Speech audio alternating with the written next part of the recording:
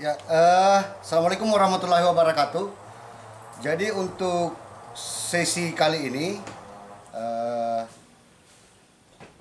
kami berdua, saya sendiri nama Abdul Wahid atau sering dipanggil Wahid, dan di samping kanan saya ada Pak Bate, seorang petani alami juga.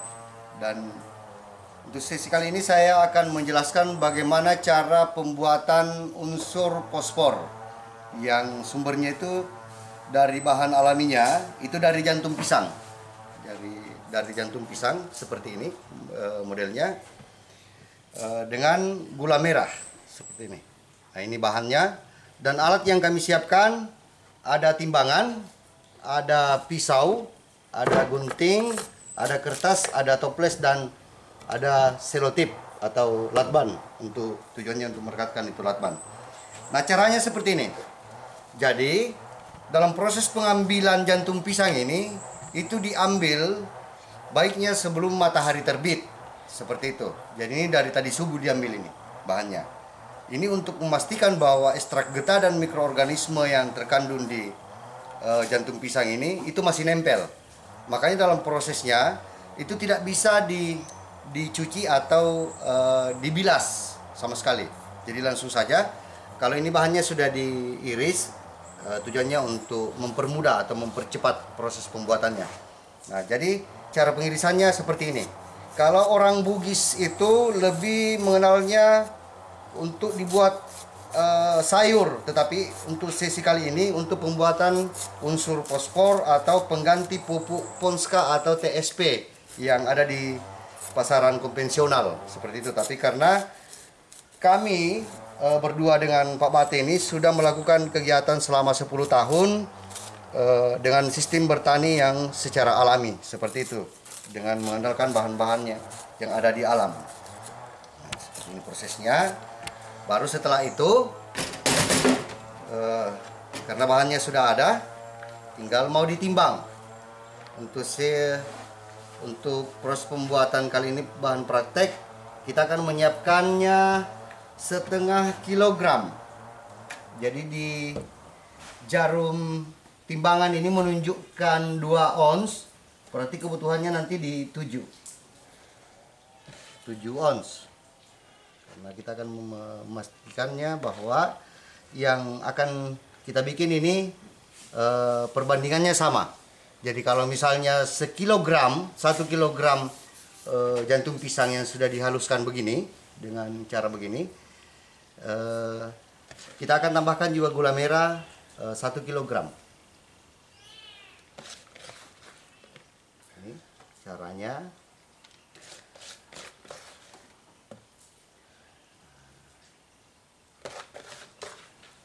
Kita akan tambahkan lagi sedikit.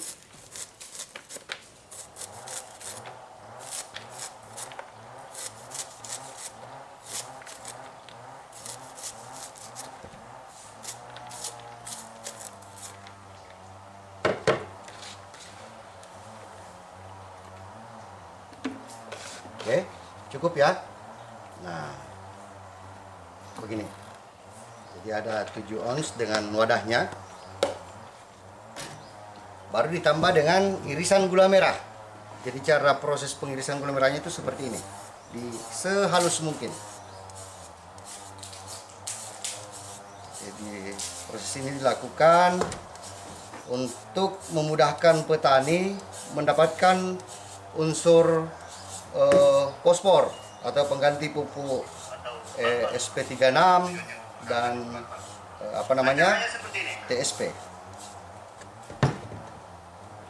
Cukup, karena bahan gula merahnya sudah ada yang disiapkan ini terlebih dahulu, yang sudah dihaluskan.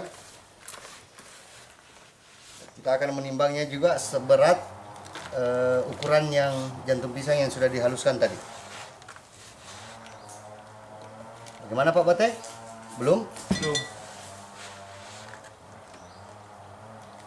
Iya, lagi. Ya. Lewat ya. Jadi harus pas. Tujuannya kenapa dia harus imbang? Jadi mikroorganisme yang apa namanya yang akan berkembang biak ini yang ada di jantung pisang tersebut itu kandungan makanannya atau istilahnya bahasa kerennya itu atau bahasa pengetahuannya itu kandungan glukosanya itu seimbang. Jadi seperti itu.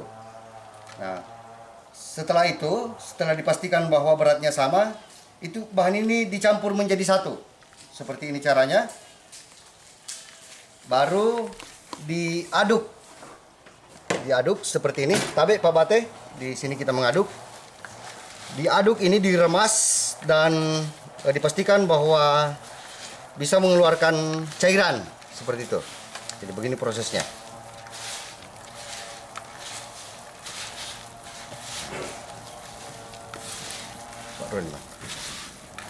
Bisa pakai 2 tangan, bisa pakai 1 tangan.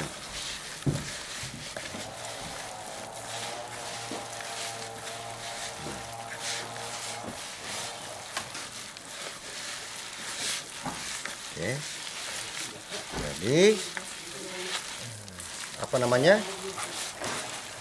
Nah, sudah mulai muncul cairan, sudah mulai mencair. Jadi penting saya perjelas di sini bahwa dalam proses pencampuran antara bahan tadi yang sumbernya dari jantung pisang dan gula merah itu tidak diberi air sama sekali.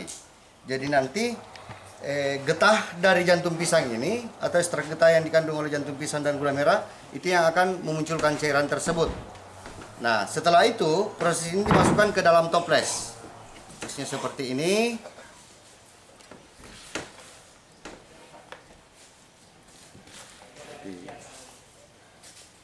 Toples.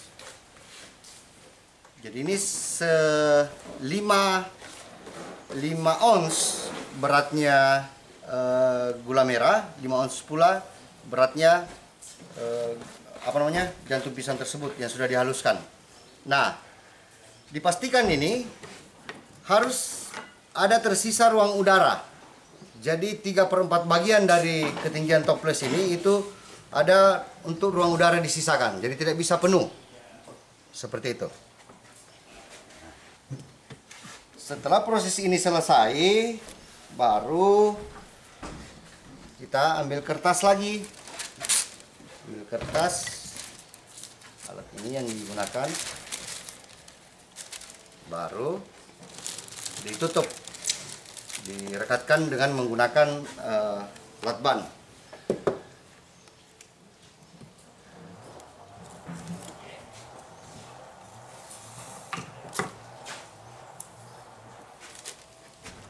Ada Pak Bate.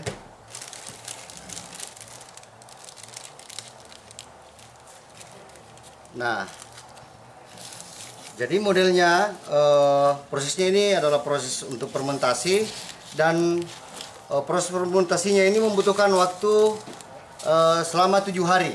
7 hari 7 malam baru bisa diaplikasikan ke lahan, entah itu tanamannya padi, entah tanaman horti ataupun tanaman perkebunan, misalnya karet dan cengkeh, seperti itu.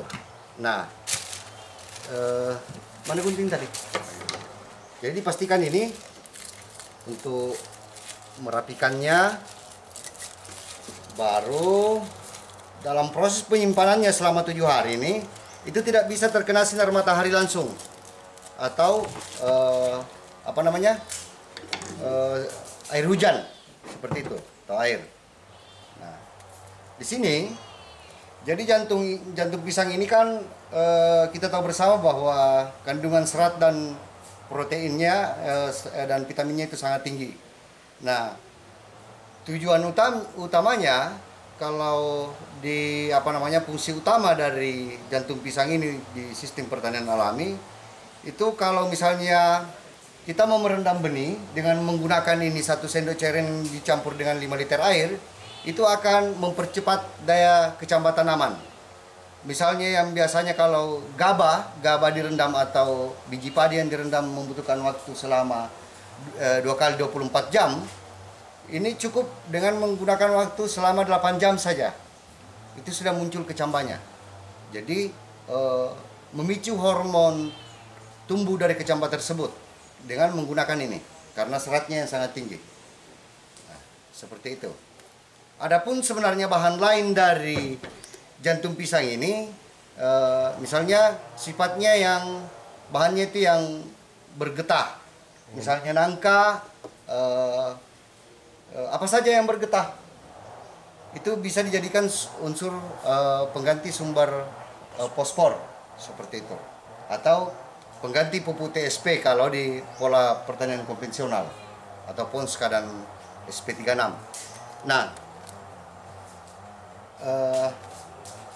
ada pula bahan lainnya itu campurannya cuka dengan tulang sapi, tetapi nanti di sesi berikutnya saya akan bagikan pengalaman bagaimana membuat bahan tersebut, dan itu biasanya digunakan pada saat tanaman mengalami masa generatif atau masa ngidam atau masa berbunga. Itu sangat dibutuhkan tanaman. Nah, untuk sesi kali ini cukup dulu. Insya Allah kita akan ketemu di sesi berikutnya. Assalamualaikum warahmatullahi wabarakatuh.